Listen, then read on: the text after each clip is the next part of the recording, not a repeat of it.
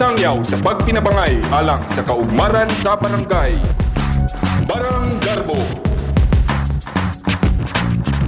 Maayong buntag mga higala, kay igsunan o mga suking tigpaminaw. Ani akin sa karon sa barangay Atop-Atop, Isla sa Bantayan, alang sa atong Barang Garbo. Pagsangyaw sa pagtinabangay alang sa kaugmaran sa barangay. Atong hibaw ang karong adlaw nganong angay man ikapasigarbo kining barangay Atop-Atop. Pinaagi sa atong mga kuyog nga sila si Barangay Captain Rodolfo de Sabille, Barangay Councilor Remy Anoos, kuyugan sa kita nila ni Flora Batiancela ang Barangay Kagawad o ni Marianita Saspa ang Barangay Secretary. Kuyog usab nato karong buntaga si Marites Dukay, Chairman sa Bafmolco. So kuyog usab nato karon si Maria Mura Desamparado ang Vice President sa Bafmolco. Mga higala, nining ito ang panaguban karon atong sayran kanila ngano ang barangay Atop-Atop mauman ang ato ang topic karon sa atong Barang Garbo. Mayong buntag kaninyong tanan. Mayong buntag. Una siguro na kong pangutalang adto ni Kap, no? Kap, unsa man ang ihulagway kuno? Unsa man ang barangay Atop-Atop sa wala pa ni sulod dinhi ang proyekto sa Ramon Abitis Foundation Incorporated. Una sa tanan, maayong buntag sa tanan, ilabi na sa namati nining programa. Kaniya to ang amo barangay sa wala pa musod ang mga proyekto sa Rafi. Mingaw kayo niya, gawas nga mingaw niya, wala pod may og kaning suga nga dagitab nun. Apan sa dihang misulod na ang mga proyekto sa Rapi sama sa patubig niya, napay sa mga PT trading. So makita nato ang kalainan na gyud sa Barangay Atop-Atop. So magandang bunga Kap nga kumiyong ka o sanag na or makaingon kang buhi na ang Barangay Atop-Atop ikumpara sa una. So kini unsa may atong makita sa dapit, unsa may makita nato sa mga katawhan ikumpara kaniadto o karon ka. Dako nagagayo siya kalainan. Kaniadto kung magsuri-suri ka na kana magabi dali lang kag dito makapauli sa inyo kay ngit-ngit magayo. Apan karon tungod kay halos na sa atong mga kasitsuhan nanay mga suga. So hayag na niya daghan pud ang kaning mga kalingawan. Daghan ang mga kalihukan Kap nga mahimo panahon sa kagabion tungod kay aduna na moy kuryente din sa barangay. Bayo-bayo. Kap mangutan ako. Unsang tuiga nga nagsugod ang Rafi dinhi sa inyong barangay sa Atop-Atop? May numdungan pa ninyo? Kitsa may murag karaan 1990. So unsa man tong proyekto nga nisud dinhi ang Rafi? Unsa nga sa proyekto?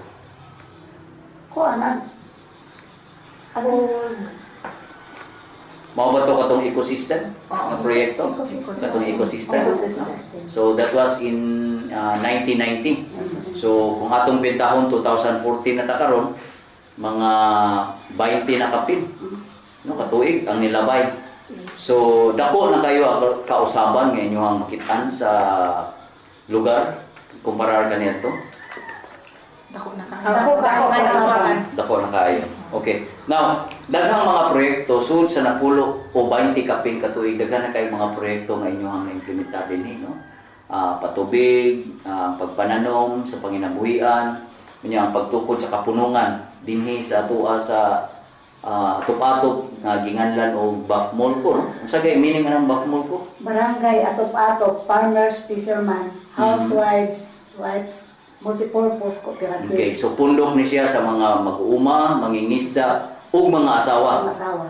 Okay. So mo ni ang grupo nga gitukod kuyog sa proyekto unya kining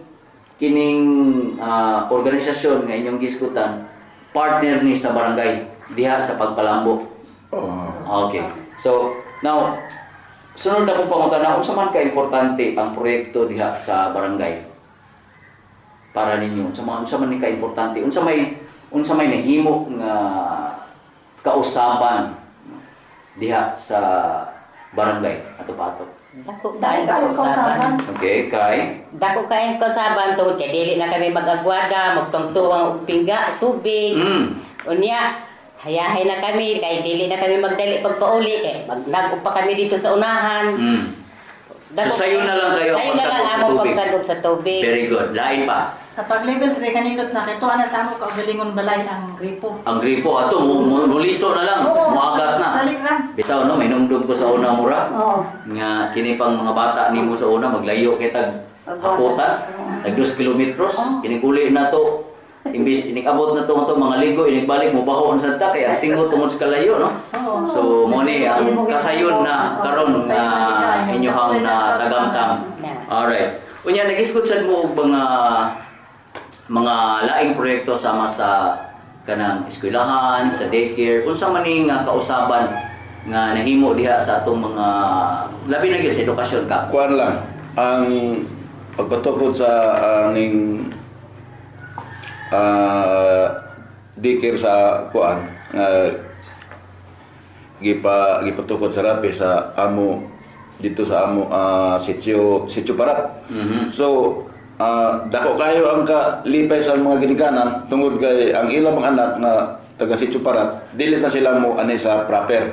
Siguro mga 1.5 kilometers ang distansya siguro gikan sa Sitio Parat paingon din sa proper nya ihatod kwaon ng ilang mga bata. So sa dihang natukuran na og daycare center sa mga sitio hayahay na kayo sila kay dili siya maglakaw og layo niya doon na sa ilang kaugalingon. So mapasalamaton kay kami dako nga gitagaan kami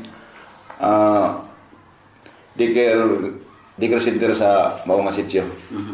Unya mag-isgutan po na to ang kausaban po nga nahimo diha sa kapunungan sa Bafnulko. Kumusta man unsa man ang kapunungan karon, unsa naman ang ka-active membro?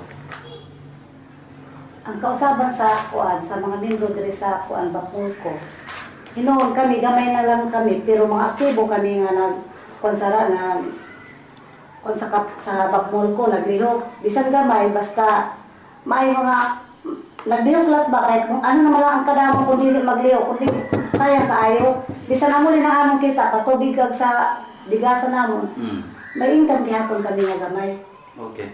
So kini siya nakapahiusa ba sa mga katawhan diha sa palambo sa barangay? Oo, kay gani sir ang kuan ang among bugas nga baligya 27 ang kilo ang usa ka klase ang usa 32. So kung palit ka sa tindahan, mahal man tag sobra man 40. So dako kayo ang nakuha sa mga tao diri sa kapunungan kapalit matag Lunes kung may aralan nga kuan na may isyo. Ano nga among chairman among magkumpra. Kap, kumusta man ang relasyon sa kapunungan o sa barangay? Kumusta man ang inyong partnership? Dako ba siya natabang diha sa pagpalambo sa barangay? Po, dako kayo kay sa pagkuan lang ganing atong sa pag bagyo nga aning ni Yolanda no ato baligag Hisgot atong bagyo nga Yolanda. Sa dihang dugay-dugay man gyud ato ang barangay naka kuan og ganing kurente no. So naka pinagi sa kuan ayuda sa naghatag sa amo ganing makina. So dito namo na pabutang sa kuan Bafnulko. So naka-produce og ganing kurente kay dako-dako man tong makina. So nagpadayon ng ila serbisyo sa kuan cooperative. Aduna ba mo'y nasugatan nga kasinatian or kabahin bitaw sa proyekto sa pag introduce sa pagsudyod sa proyekto din sa Tuas Barangay Topato? unsa may mga hagit or mga challenges nga inyong or naabay mga resistance sa mga tao sa pagsugod gyud sa proyekto? Mura? Oh. Inanda ko kayo ang kausapan. Kanang unsa may mga doon na ba sa pagsugod yun, sa pagsugod sa proyekto din ni akseptar ba dayon ang mga tao sa proyekto? Wala dahil maka-akseptar kundi nag-meeting anay kami. Sige pang meeting, usap pa kanina kung kami sa Rapi. Kay gani, di man dahil madali-dali paghatag kung dili ko no magkuan anay mga tao, malipon ba? Nagpa-kuan anay kami, nagpa-restro, pag kuan nga madaw kumakuan ang amon niti o amon napurma na, usa pa magparehistro. Kaya dili man basta-basta gayon mo hatag ang Ramon of Beauties kung dili pa simple gayon nga as usa kang kapunuan. Pero ang mga tao ni adto ni dawat ba dayon sa proyekto o naapay mga pagduha-duha? May pagduha-duha gayon ang iban, sir. Okay. Dani kay damo kami sang primero sang nagkadugay na gamay na lang kami. Kay tungod lagi nga di sila mo atin sa meeting kay nano man kuno silang makuha. Sige lang meeting. Wa may makuha dayon. Ang ila gusto instant baka tagahan dahil sila sa pangabot dahil. Mudawat dayon. Mudawat dahil sila. Pero kami, nagsige lang kami dahil wa kami mo sa mga tao sa mga sulti. Padayon lang kami. Padayon kami. Hantod na niabot sa amo na kami sini. Kap kita sa uban natong mga proyekto gikan sa lain-laing mga ahensya. Gidawat ba din sa mga tao unsa may inyong mga nasugatan ng mga problema? Bahin sa kuan, kanang mga proyekto nga dahil paghatag sa barangay, buot na ipasabot. So, kuan, gidawat tayo sa mga tao kay nakaibawalo man sila na para to sa kaayuhan sa mga lumulupyo sa barangay. So, sa way pagduduha, ato sila ipasabot kung unsa ni importante. So, ila gidawat. Wa mo'y nasugatan ng mga problema gikan sa mga tao baka diha sa barangay unsa may mga nasugatan ninyo? So far daw wala may kami feedback na nawanan. Kap kung magisgot ta o kaning sustainability sa mga proyekto nga ana-ana ninyo karon. Unsa man ang mga aksyon nga inyong gibuhat sa barangay, sa kapunungan haron mo sustainer ang inyong mga proyekto? Sa may inyong mga gibuhat karon. Kuan lang ang pag-maintainer lang sa mga proyekto nga gihatag sa mga ginagmay nga kadaot o kung maguba. So ang barangay mismo ang magpa-repair dahil. Okay. Ang mga proyekto nga gikan sa nagkalalayang ahensya ng mga pinangayo pangalan sa province o gikan sa LGU. So ang barangay na ang mag-maintain. Okay. Ma'am, kita sa kapunungan sa Bapmulko Ma'am Marites. So para ma-sustain ang atong proyekto sa barangay, ang Bapmulko nagkuan sa mga katawhan nga mo counterpart agig bayanihan system o para ma-sustain ang proyekto para ang buti pasabot nga para may mapalangga ang proyekto sa barangay. So aray kuan inang so amin na siya ang kuan mo counterpart. So ang gihimo sa kuan sa mga tao, sa mga tao nila. Bayanihan system. Bayanihan. Okay. So kanang bayanihan para ninyo epektibo ba na sa pag aron mulahutay atong mga proyekto sa barangay? Oo, mulahutay. Okay. Yes, ma'am. Ma'am Marianita. Epektibo ka, sir, kaya ato magsugod sa bayanihan sa mga katawhan. Okay. Very good. Yes, Ma'am Flora. Di isa kasi imong kamot. Ma'am, sa imong tanaw unsa man sa imong nauna unsa man kay pamaagi pod nga aron mo sustainer ning ato ang proyekto nga gisugdan o ana-ana sa barangay? Ang kung sila nga ayuhan lang paggas ang mga nagdiya sa ilang kooperatiba sa katawhan para ang katawhan mo sunod sa ila. Amuli na ako nakasulti sa ila. Okay. Ni para nimo isip konsihal sa barangay. unsa may nakita nimo nga mga pamaagi aron masiguro nato nga magpabilin ang mga proyekto nga inyo nang gisugdan karon unya makatagamtam pa ang mga sunod nga henerasyon? Siguro ang mga pamaagi sir nga buhaton sa mga tao ipadayon ang pagpanlimpyo gawas sa balay, sa sulod or sa gawas sa panimalay. Aton ipadayon ang pagpanlimpyo para masustinar sir kay para puhon ug madamlag maabtan sa atong mga kaapu-apuhan ug aton sad i-maintain ang aside sa sa barangay sa kapitan siguro atong mga mama nga nagpa-eskwela sa ilang mga anak nga gihatag ang eskwelahan gikan sa Rapi siguro ipadayon nila og ipadayon nila sir ang pagkuhan sa ilang mga anak nga para maka-edukar sila sa ilang mga anak para ilang pa-eskwela o amoy na sir nga kinahanglan gid nga i-maintain ang gihatag gikan sa Rapi. So, buot ninyo kasabot nga kining mga proyekto nga nian ninyo karon kinahanglan atimanon gid siya para ang mga kabataan nga sumusunod makatagamtam pa na maka-enjoy pa sa unsay na karon. Okay. So mga higala, mo break ko nata alang sa pipila ka mga mensahe. Barang Garbo. Pagsangyaw sa pagpinabangay alang sa kaugmaran sa barangay. Barang Garbo. Kahibaw ba mo diin nagagikan ang pulong nga Pasko? Ang Pasko nga usa ka Tagalog nga pulong gikan sa Spanish word nga Pascua. Kini nagpasabot og Easter, apan ang Pascua di Navidad nagpasabot og Christmas. Kini si Pagtuki Roxanne naghatod ning mga gagmayng kaalam. Maayong buntag, ani ang mga pinakauwahing balita nga adunay kalabutan sa atong kalambuan. Espesyal nga pag-ampo si Cebu Archbishop Jose Palma alang sa pagbisita ni Pope Francis sa Pilipinas karong Enero sa sunod tuig. Nagpahayag si Palma nga pagbisita sa Santo Papa sa nasod magdala og mensahe sa paglaom ilabi na niadtong mga survivors sa bagyong Yolanda ug kusog nga linog sa niaging tuig. Ang nahisgotang pag-ampo nangamuyo sa Ginoo nga panalitdad kanunay ug ilikay sa kadautan ang Santo Papa ug giyahan kini sa pagdala sa mensahe sa gugma sa mga Pilipino. Ang apostolic visit sa Santo Papa gikatakda karong Enero 15 hangtod 19.